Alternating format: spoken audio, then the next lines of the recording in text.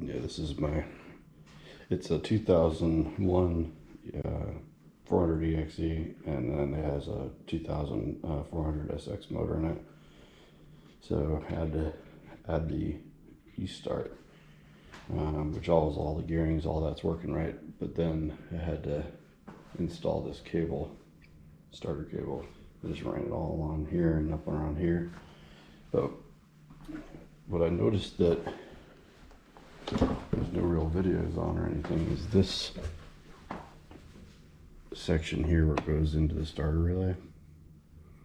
We had to put in this ground right here, and I just created a cable, went up to the negative, and then you see these two are for the actual switch.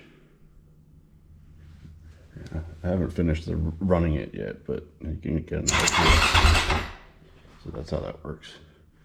But it's pretty good to see that's all done. And this one is a stock one from the EXA. The guy had pulled this one out, and it just fits right in here. So yeah, so you get they'll say M, and then there's a B. I don't know if you can see that right there. The B.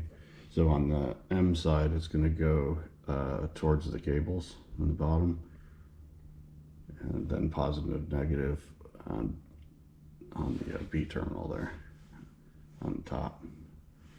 Yeah, so that's all you got to do. So it's all ready to go.